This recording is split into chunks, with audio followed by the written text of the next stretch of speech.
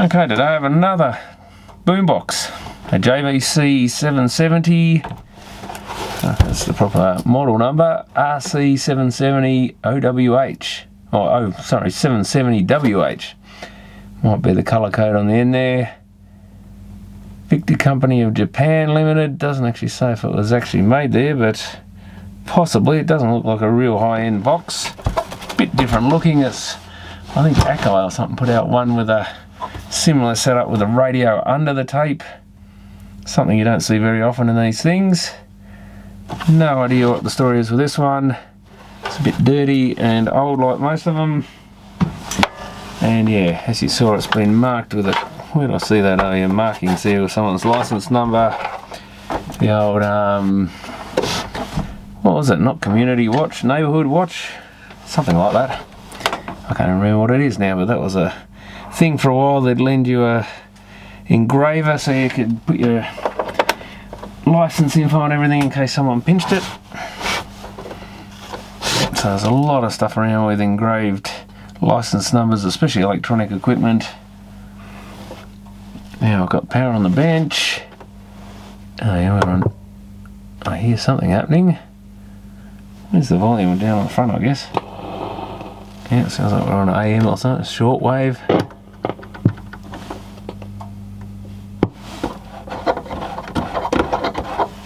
I don't think that switch is too good. There we go. The text might not have, but for me it was really important to convey that message about the fact that the traditional art industries. Got a bass and treble control, so that's a bit more fancy than the average one. And yeah, they're not tweeters, they're microphones by the look of it. They possibly are genuine piezo's, and pretty much average size 100mm or so speakers. And we've got another fine tuning control. We've got, oh, Dolby B. Dolby B of all. That's jammed anyway, but look at that, it does move. Beat cut 3 position, they put that on the front like it was a feature. Separate mic sockets. And stereo mono for the radio. Have we got an antenna? We do, and it's intact.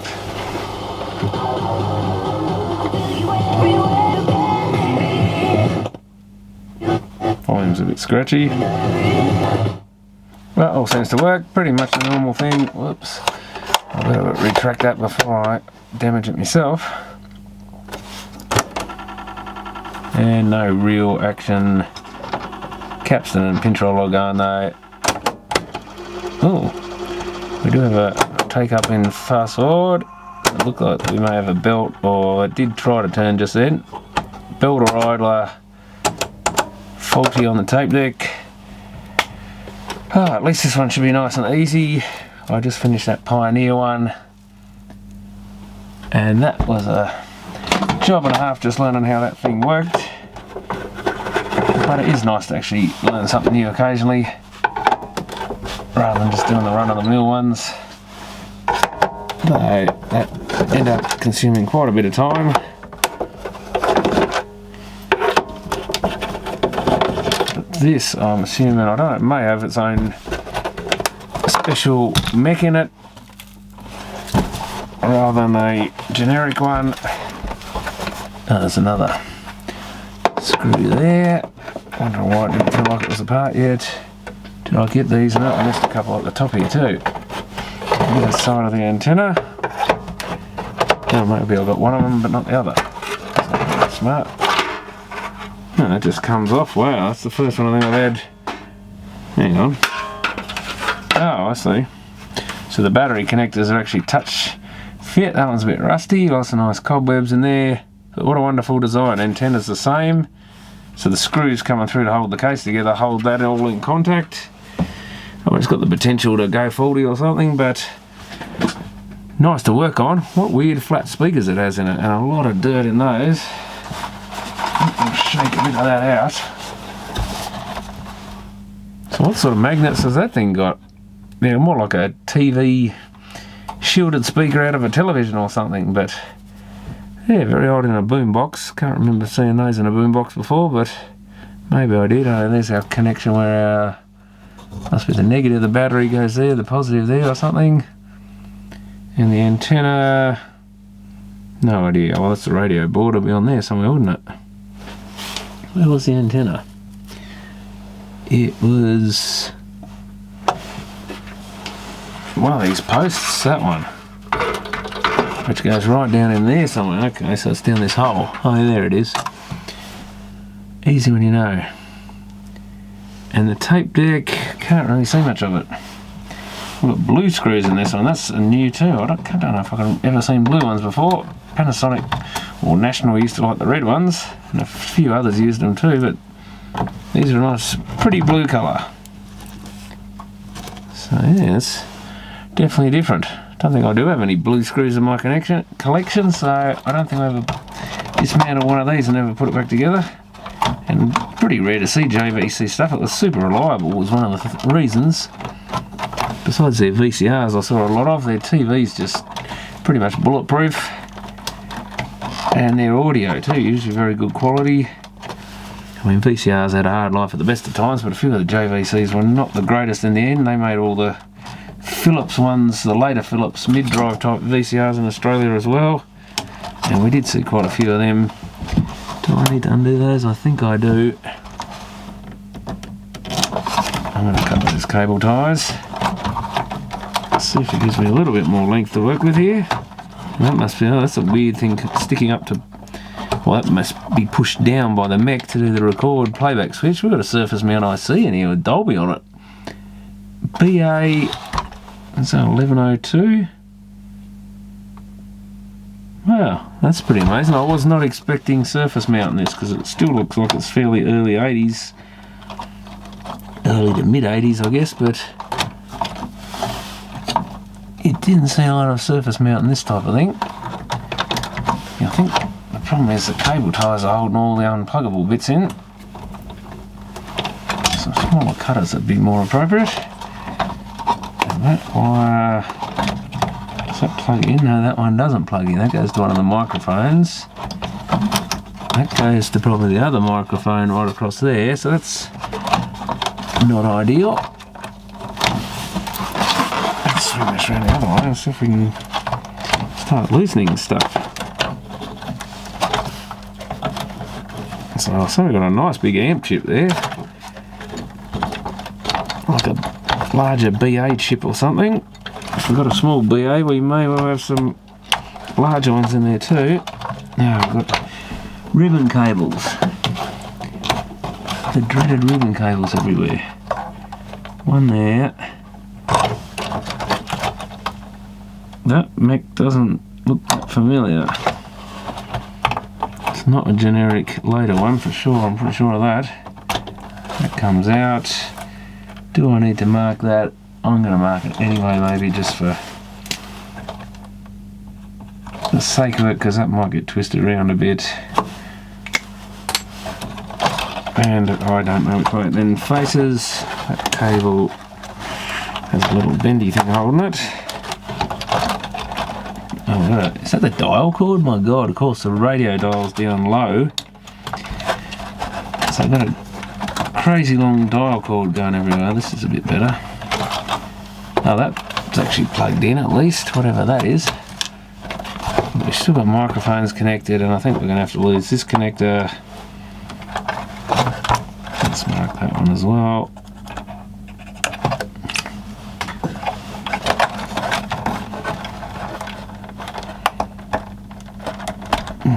That's got it. Oh, that's the tone controls and stuff, so all the amp and stuff's on here. Yeah, there's the amp chip. That's a flat packy, or flat ass at Toshiba something. TA7232, I think. Nice big 6.5mm socket for the headphones.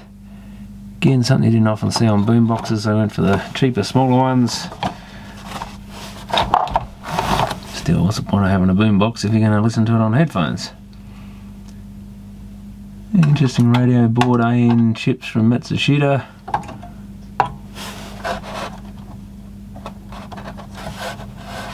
That belt's definitely a bit slippy, I can see already, but that... Oh, does that do the play, who knows. We've got something that moves around there. But looks like only that plastic bit's got to go. That's one of the corner screws anyway. Interestingly, no blue screw there. They ripped me off on that one and put a gold one. Even that holds the deck in. And there must be another one hiding under there somewhere. Yep.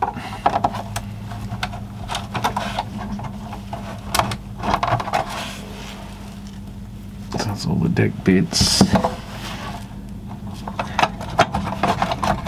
Should just come out. Hopefully there's the door shut a bit. Re-ejected if it shut itself. That is open. Well, it does not want to come out. It's getting there though. What have we got here? Some wires. Oh, race head wires. That's what that other little connector is, but it looks, or is it? Yeah, it was. But they've glued it all in there. That's what's probably holding this from not wanting to come out. That's a bit annoying. Why are they just clipped? That's clipped in. They're sort of partly glued, but not strongly glued, so that's something good. And now this board seems to be holding it. Yeah, that's all it is, I think. Surely that'll slot through there. Nah. But I can't really take this board right out because that tuning cap will have a... Take that knob off maybe. Have a big horrible dial cord attached to it. I can probably put that back on for now so I don't lose it. Get on there. Yeah, that's got it free. Oh, this is like the, this is a generic Mac. Have we got a date? November 83, so it's barely any newer than like that Pioneer and stuff, so it is an oldie. The idler's split in half. This is the mech, what the hell used it? I think the silvers, but something else I fixed recently had one of these in it. You can tell with that little bit that comes up and lets the idler come across. And that is a problem with these. A lot of these, the idler's got in them. That's got a great big gap there. If I can find, I guess I should bring the camera down a bit lower so I can have a look at it. Let's maybe get this out of the way. Yeah, so there's the date, 3rd of November 83, and that's their little idler. That just does the play bit. The gears do the, well, that bit that swings back and forward via that little gear or straight onto that supply reel. That does fast forward and rewind. So there, I don't know if it'll show up on the camera, maybe if I put that silver thing behind it, but there is a split in the idler wheel there. I can start basically pulling that off. That also sounds rude, but there's the tyre where it's broken, and it's going to need a new belt. Pinch roll is pretty good, even quite clean. Head's got a bit of mostly just dust on it, I think. And we've got a tape counter belt as well. Quite a long belt there. That probably isn't going to be in the eBay kit either. So I've actually ordered some idler tyres for these things. I'm getting a sorted kit off eBay, and I just ordered on the hoping that it will actually fit some of these things, because this series of decks is going to be a problem. I think I've got a silver somewhere with the same tyre split like that, and most of them must be getting pretty worn even if they're not split, so I might have to put this one back together for now. Wait for those things to turn up from China, kit of idler tyres, and just hope one of them fits it. You possibly, I mean, you could even technically probably, if the surface is still good on it, glue it in there or something, but I guess what we can, actually it's not easy to plug in this one, is it? I can probably get the power on it. We might as well have a look and see what it's actually doing. I hope we've got power at the moment. Not at the power point, we haven't. So the motor's running. Better watch that earth wire, I guess. But nothing's even engaging with that idler, I don't think. Oh yeah, there's the little, that's the wheel that presses on it, and it's just shot. There we go, it's trying to turn. Which is not surprising, turns a bit and then stops. It's hit that, well, it's hit right on that dead spot. Every time it hits that brake, it's probably just going to stop anyway. Oops, and the other belt stops if I push it too hard. Then when we're going to fast forward, we've got that gear, drives that gear, drives the take-up reel, and then rewind that gear, just drives the supply reel, in reverse of course. In play, yeah, that little spindle bit there in the middle is meant to be turning that. We'll have a quick look. I do have one of these mechs lying around, I think, but I don't think it's going to have a good wheel in it. Okay, here's the mech out of a silver, and it is pretty much identical, I think, other than that motor bracket's different. This one's got a different one of the standard wraparound sort of brackets. Even got the same eject lever on them by the look of it. Different buttons, of course. This is a front, that's a top mount set of buttons. And for a minute I thought the idler, this one, I think, yeah, this one I've actually changed and put a O-ring on it by the look of it. I was going to say I thought it was busted enough, but it's, I can't remember, I don't think it worked very well with an O-ring anyway. They don't have a very good surface on it. But yeah, different set of heads on it. And yeah, this has a broken pause button or whatever it was. And doesn't look like the rest of it's been put back together too well, because I think I pinched the button off it to fix another one of the same model. Yeah, so I'm going to need an idler for that, so I'll be interested to see if we can find idlers for these, because we're going to need them. So we'll see if this belt kit supplies it, and we'll go from there. So this isn't the mech that I looked up online that had a bracket over the capstan. Had a similar pulley there. So yeah, hard to know which mech is which by the look of it. They're all similar ones, but whether this is a Tennishin or some other one, I am starting to wonder a bit. Now, did I replace the belt in this? I can't remember now. I think the best thing might be to pull the whole idler assembly out, and that means I'll get rid of the capstan. Won't have to give that a lube anyway, no doubt. Spring on that. When does this one have a spring there? Ooh, what the hell just so? Did that have a plastic bit on the capstan? Must have done. I forgot to check for that. Oh no, it didn't have a plastic bit. Yeah, there's some cracking around this little bushing for the capstan, and some dirt there. But yeah, that idler does look like it probably is the correct setup, so we can take that bit off if we need to, but I think I can get that idler. Could I get it out or not? No, I think we had to get this, at least if we get it loose, and then yeah, you can pop the wheel off, I think. If it doesn't come right out. It nearly comes out, but not quite, I don't think. But now it's loose, or maybe I should have undone that first.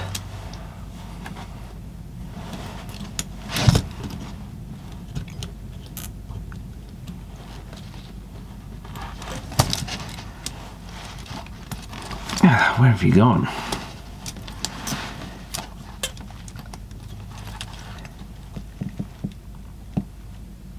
There's the split right there. That's got him.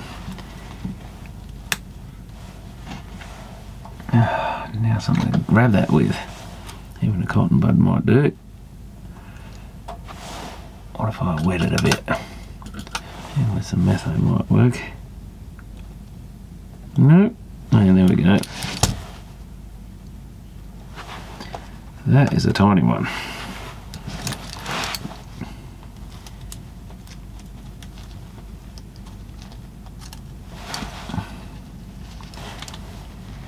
Yeah, maybe I should take the actual gear out, but that pin should come out now. There we go.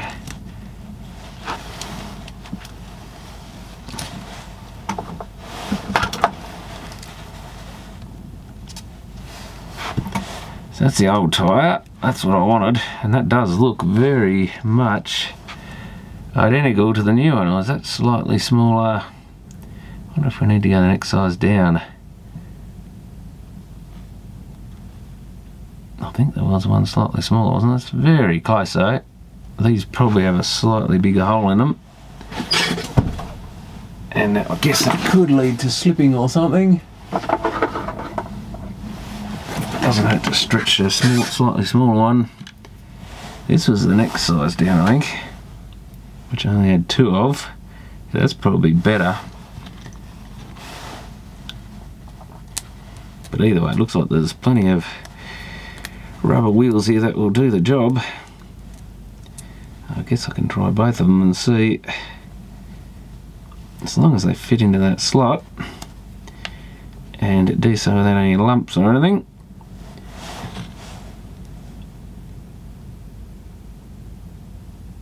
That's possibly even slightly bigger, which is good. You probably doesn't hurt to have a slightly bigger wheel in there. The speed of it doesn't matter. It's more just that you want the diameter big enough that it gets in there and presses against things and grips on them nicely. Does that look a bit odd? I think that's alright. Let's maybe get the wheel arm in place.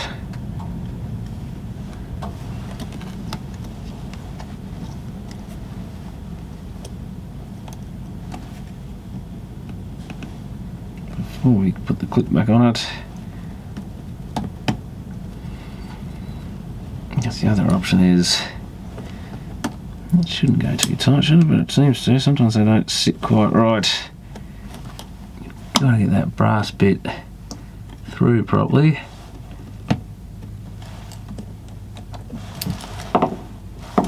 Seems a tad tight. That shouldn't technically tighten up, or is it just because of the way the mech is? I've got that in the wrong spot now. Push that under there, might be better. Yeah, that's more like it. So that should tighten fully up and still be loose. That would be play, I guess.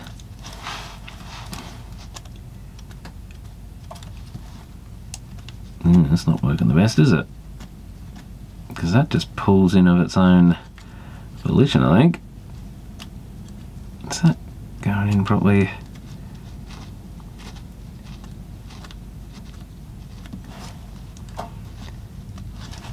Yeah, mate, it's lifting up because I haven't got the clip on, so that's why I was just wondering. Yeah, if it lifts up, it definitely plays up.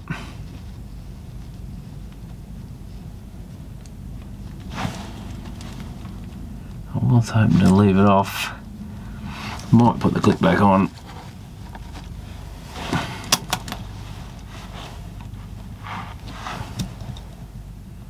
I was hoping to leave it off. I want to try that other one as well, but at least we know these are in the vicinity.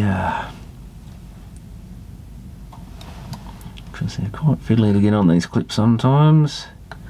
Sometimes they go straight on.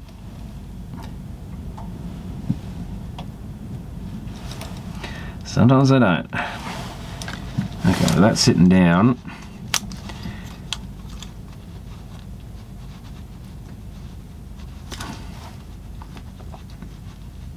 Doesn't have a lot of torque by the look of it.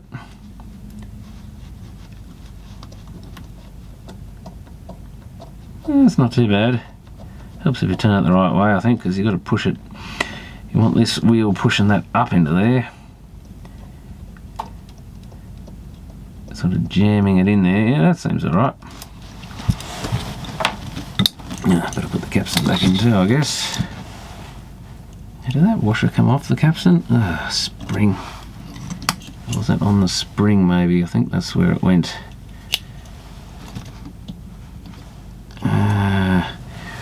Might as well put a little bit of oil on that. Even though, well, yeah, I may have to pull it out again.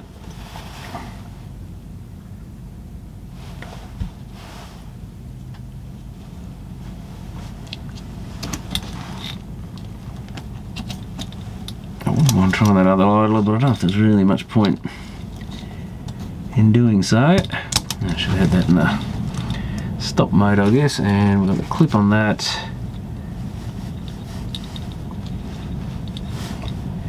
wonder if I can just pop that off without doing that, I don't know. All good.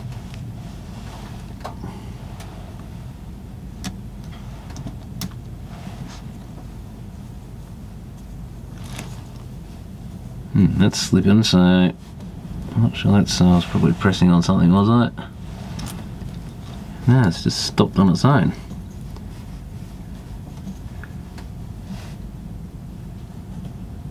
So yeah, probably need a new belt.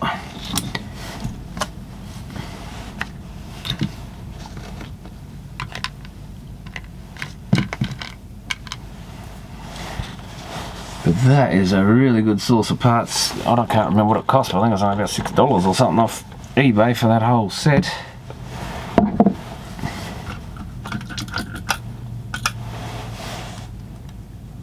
And some of those may fit other ones, who knows? Maybe that one I paid for a Pioneer tape deck would have been in that kit, so it's worth having them on hand. Anyway, if you come across idlers and anything, especially that sort of price, but that's assuming they do work, which we've still yet to prove. Do we ever build anything like that length in here?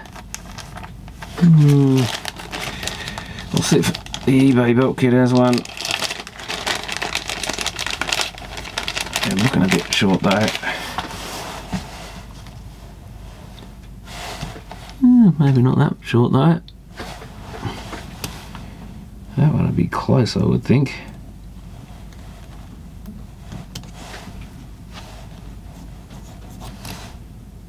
Yeah, it's actually pretty good, I think. Well, let's try that then.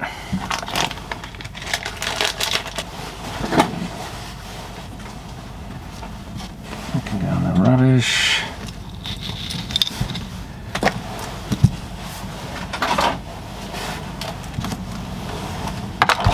I guess I should do a quick measurement of some of those wheels and see what they actually are, but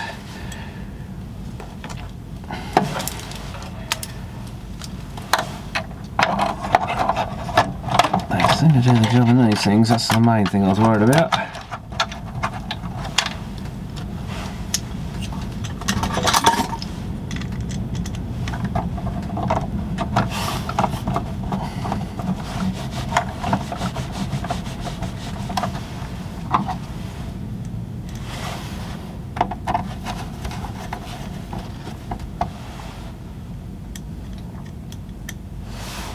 Chuck another one in there somewhere.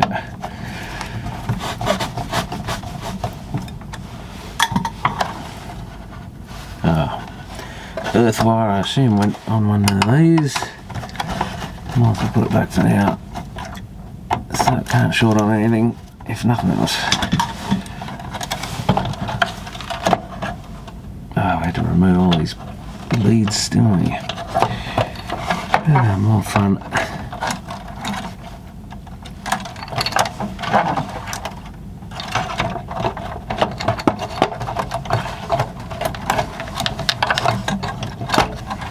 Goes there.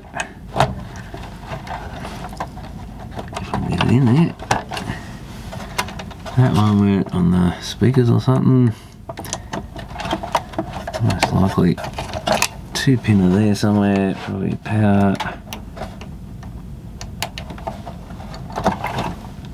Doesn't feel real good, that socket there, but and when you want to hook up audio, volume or whatever it is, there's something dead in there. Put black marks on that, good. And that went to the radio.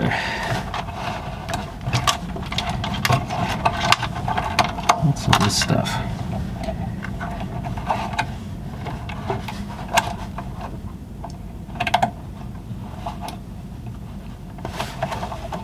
Have I got that on the right side? Oh, maybe not. Oh no, that's the bit where the clip goes. It happens. Yeah, it was a... Oh, that's this other stuff plug into. Board somewhere, I guess. Okay, what the... There it is. So it goes down under the board here is the main heads. I thought it must go near the record playback switch somewhere. but it's been a week or two since I last touched this. I think it's been at least a couple of weeks for that kit to turn up. Now, where did the erase head plug in? It's got to be nearby.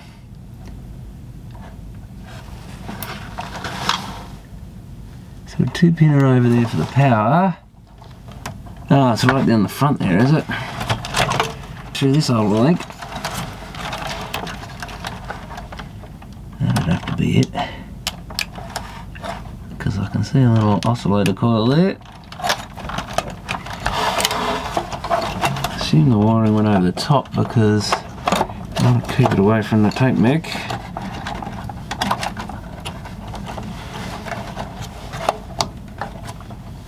I'll have to look at that earlier video I took of this thing, I think. God, so much work just to get the board back in.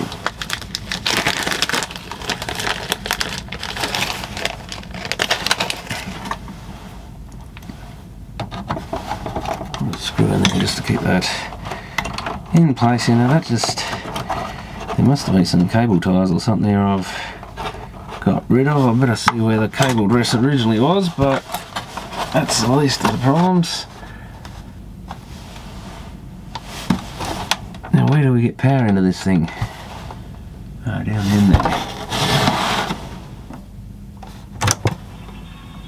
Oh, it doesn't work. Typical. Fast forward works, rewind works, heaps of torque, but of course that is in a separate. Yeah, it's turning, but it's not sounding the best. So yeah, it's trying to go and intermittently going. If I press on it, it keeps going. So it's either got not much of a surface on it, or it's still the wrong size, or maybe our idler's a bit loose or something, a bit tight I mean, but it seems to be alright. So it's acting very much like a worn idler even though it's a new one. So we'll find out if this thing's any good. I'll have to pull that apart again, or maybe try that other wheel in here, see if that does any better. I'll leave that tyre out because I'm going to chuck that in the rubbish if there's any chance it's faulty. That's working fine now. What on earth? So that other idler tyre, maybe that first one I got out, no good. But that's sitting nicely. Let's try it with an actual tape. I'm going to chuck that idler in the bin in case, because I do not want to waste time like that again. But it'll be just my luck that the idler tyre was junk. Straight brand new out of the packet.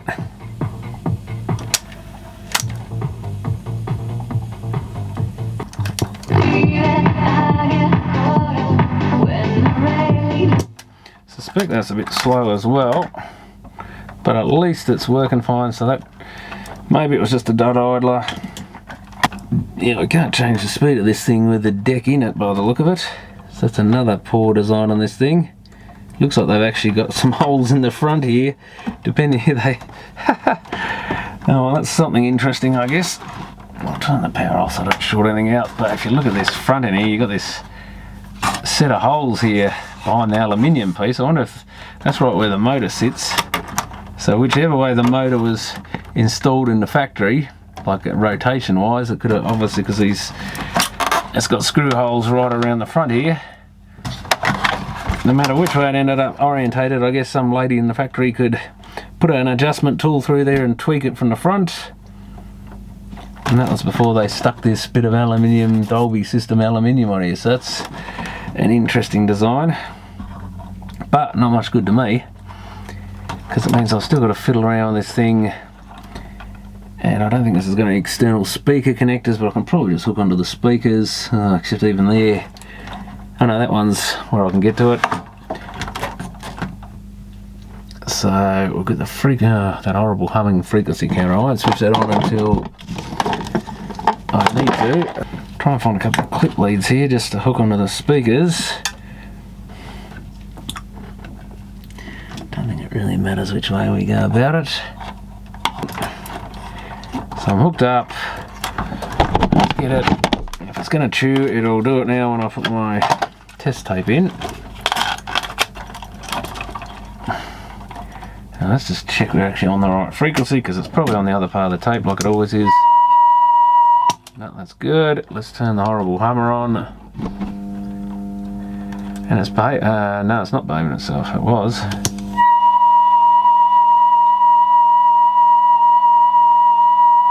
According to that, it's fast. I would have thought it was a bit slow. It's saying 1150 or something. I can't make any sense of the frequency counter.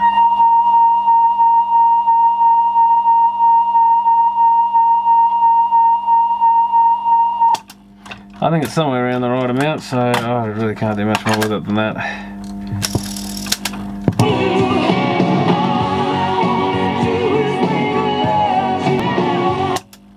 Sounds around about right.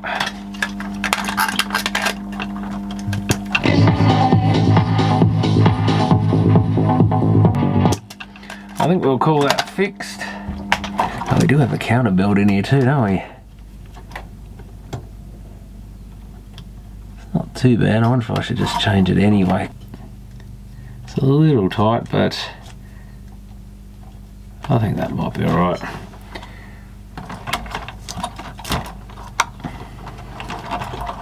Okay, so I've got the mech screwed back in, got the board back in, put a cable tie around there, which I hope is right. So I guess we can give this maybe one final test and give it a clean up. Is it meant to be there? What is that? There's some weird spring in the door there. Wow, that's rather weird. Is it meant to maybe to hold the tape in place or something? I don't know what that is. There's a really weird bit of sprung metal in there. Looks like it's meant to be there.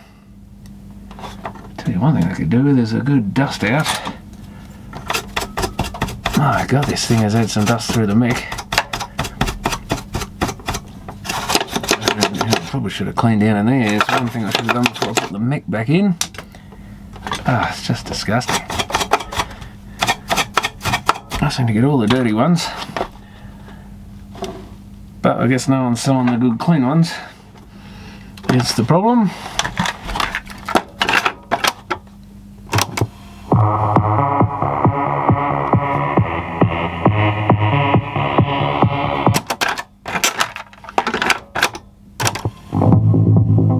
Sounds like the head azimuth's out again and it's coming back now. That tape isn't the best, I don't think. Let's try a proper commercial tape. Is always a better one to test it on.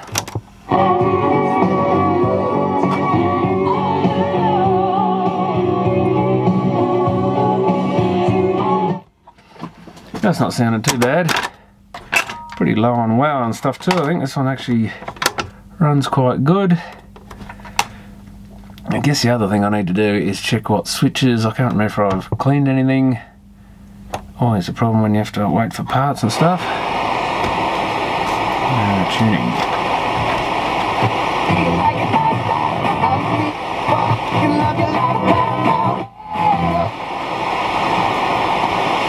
All the controls seem pretty good on me. I've already done them, I think.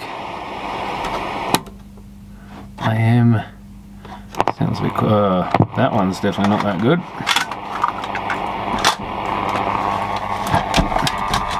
That's this great big switch. No surprises there, but that's a bit diggy.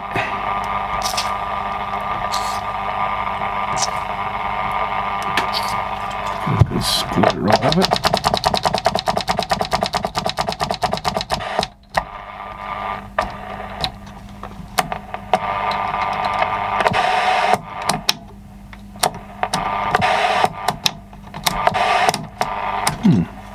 Try and do that screw there. I don't remember I'm doing that, but it's loose. It's if you want to stereo. Oh, but that's right. This has got Dolby, hasn't it? Oh, what it would if it switched. Jeez, that switch is tight. Beat cut switch. It's kind of a interesting. They put a not so nice looking switch on the front panel still. I've got another blue screw there which Where did that one come from? Got one spare one. Well, was there one in there? I'd say that was the back cover. One screw there, screw there, screw there. Oh yeah, back cover, back cover, back cover. Back cover and back cover. Dunno. Always worry when there's one left over.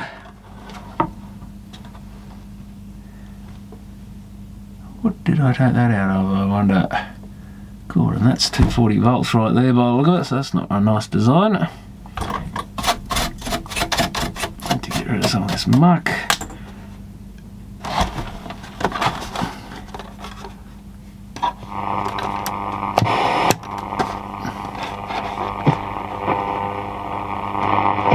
People. I went overseas in 1969 and was gone for 9 years, and when I came back things were different. Sounds quite nice and bassy for a AM. Is that the antenna? Yeah, I think it's the antenna there.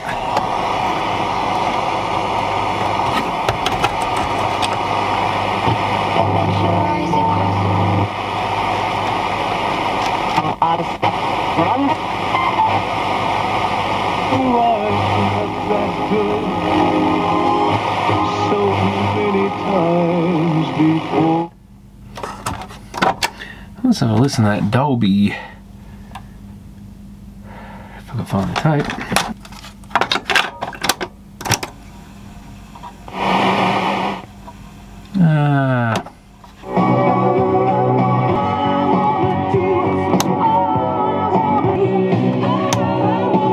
Yeah, just dulls the highs down a bit is about it. I might get rid of this between the tracks. Let's have a listen between tracks if I can.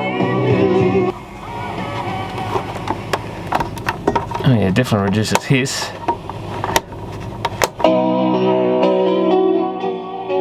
Ooh, it doesn't sound so good for a while now.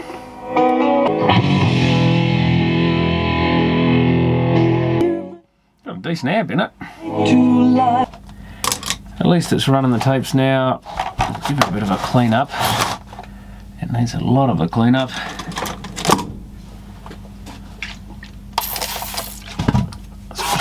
Little slots and stuff.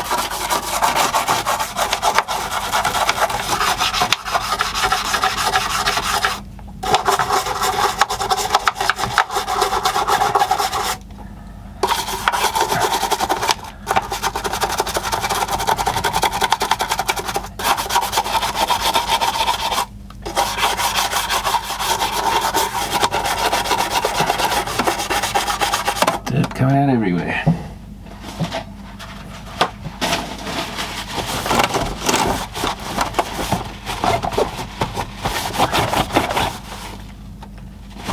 Filthy.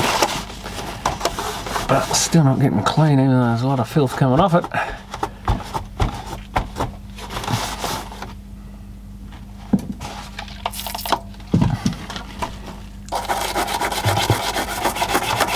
Oops, I'm pressing something there. I guess I should turn the power off. Just for safety's sake anyway.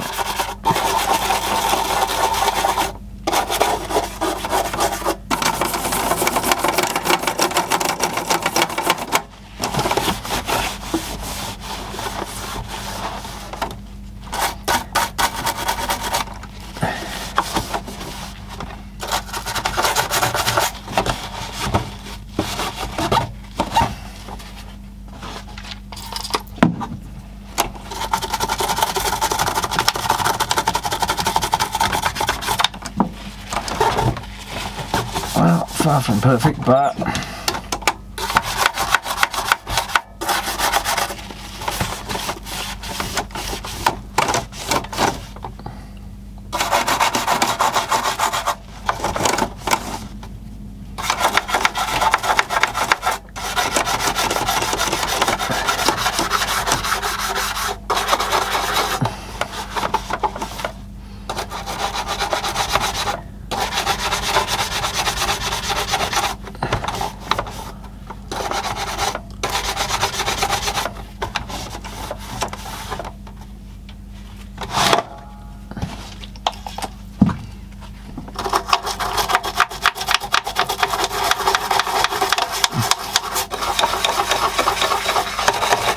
God.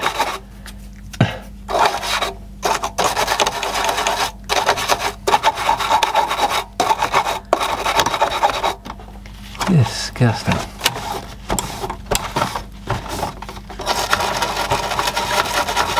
I prefer not to take them out if I can help it, but almost needs those switches, or switch knobs taken out and cleaning.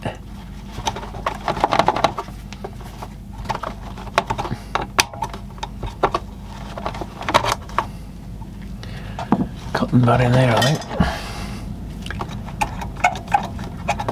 But it's already starting to look a lot better than it was. I suppose now it brings them back to life. Getting some of the grot off them. Yeah, they haven't really done a lot. Yeah, it comes off easy enough.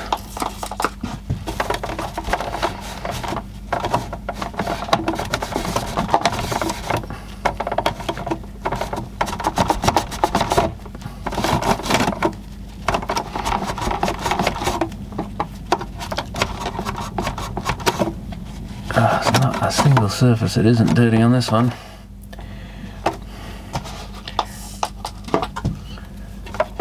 All the switches. And the other thing I really should look at, I guess, is this Dolby switch, whether I can improve that. I may just need a bit of switch cleaner lubricant to lubricate it. It probably hasn't been used.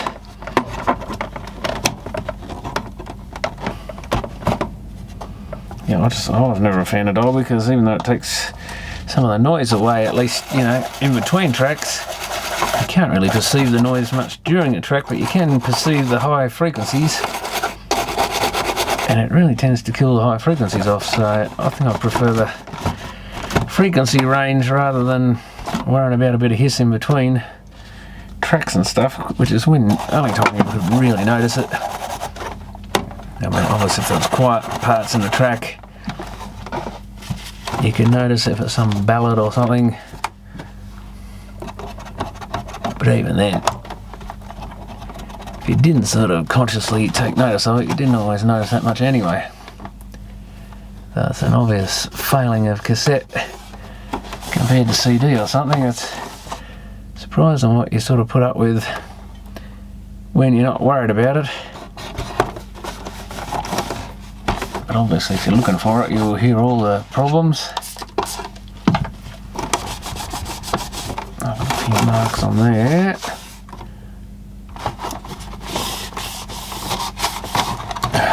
God, what a mess.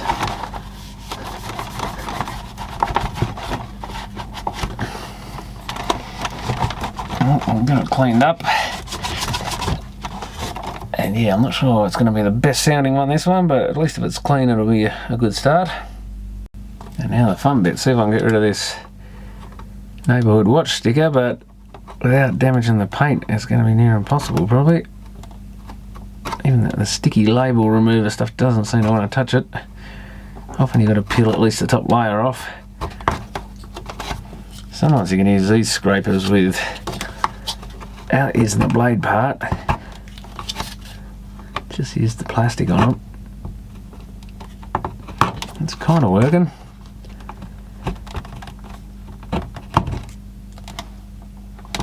Just hope I'm not taking off paint, but I might be taking a little bit off the front there. I can see it, a bit of a black patch. These are awful, these labels. Sometimes it's better just to use the old fingernail, but these are very hard to get off. And they completely ruin the thing. I mean, at least if it was an intact sticker, it wouldn't look so bad, but it's half missing already.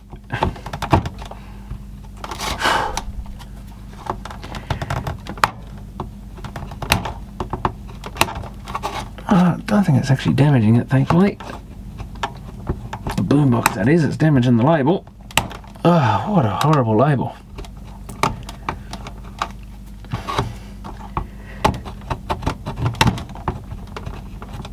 I'm putting a lot of force into that just to get that to break off.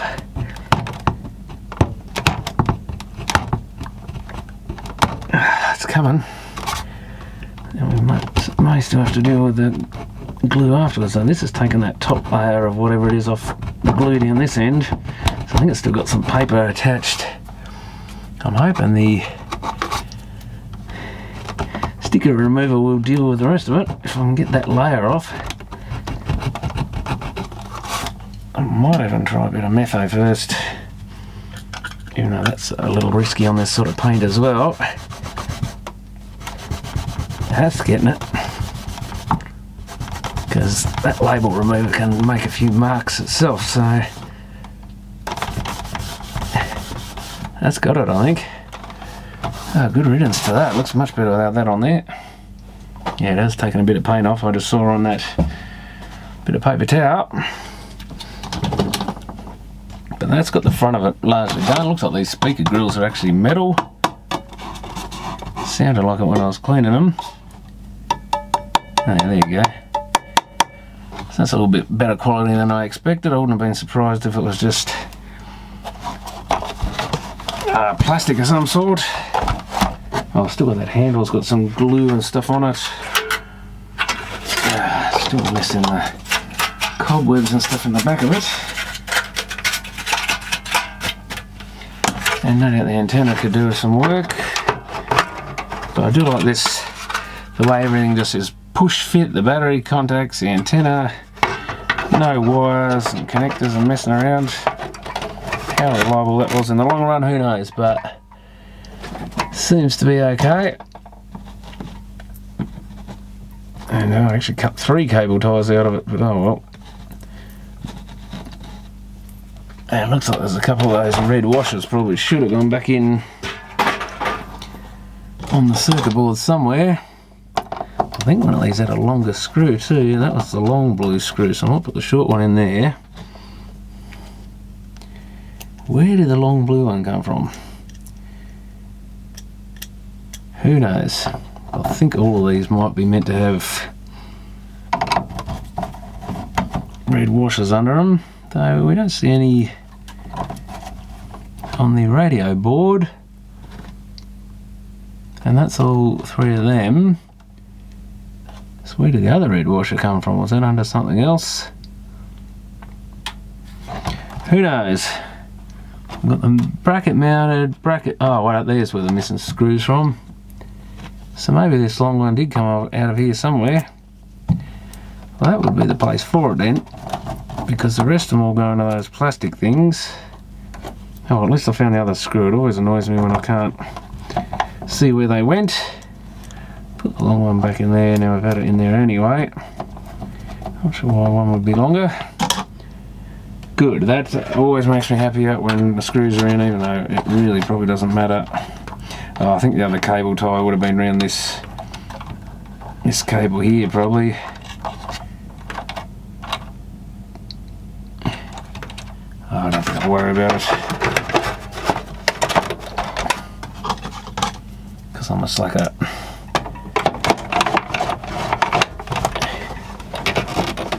Oh, that's interesting. Oh, that's biting now. I was going to say it didn't want to go in, but I don't think it would drop quite into the hole.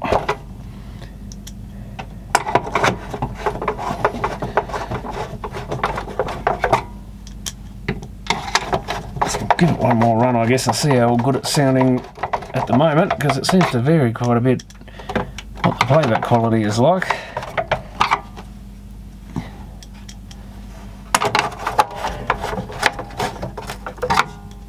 One more there. And battery cover. Oh, well, I'm glad to get that one done. So at least that finishes that job off, and yeah, a bit more dirt there. I've got to get some label off there. That's come up looking not too bad. I think the speaker cone, especially on that side, is a bit faded. Definitely lighter than the other one. Whoop.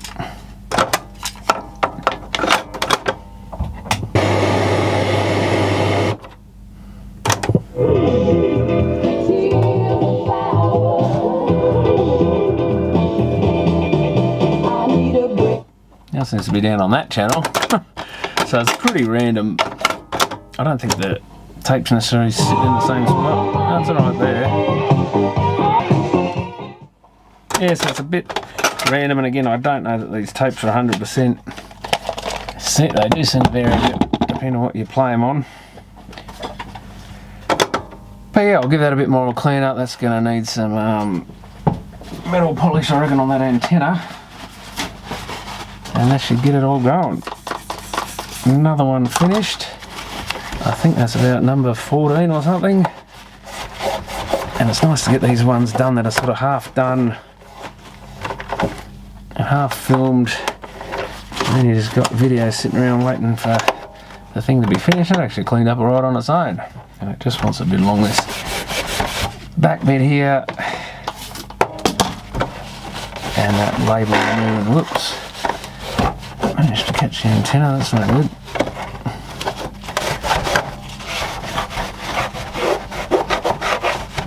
And yeah, not the greatest boombox ever or anything, but a good middle of the road one.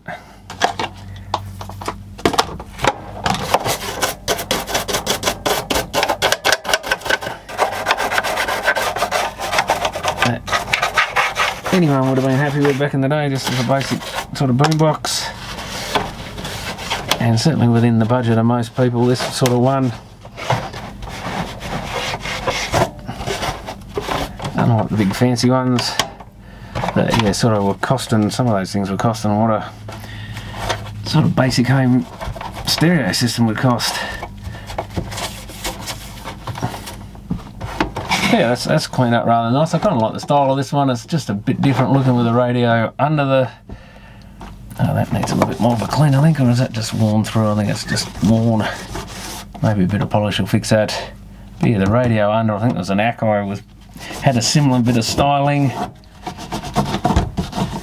and there weren't many this sort of shape, I don't think. Maybe some of the earlier ones, but not in these sort of 80s boom boxes.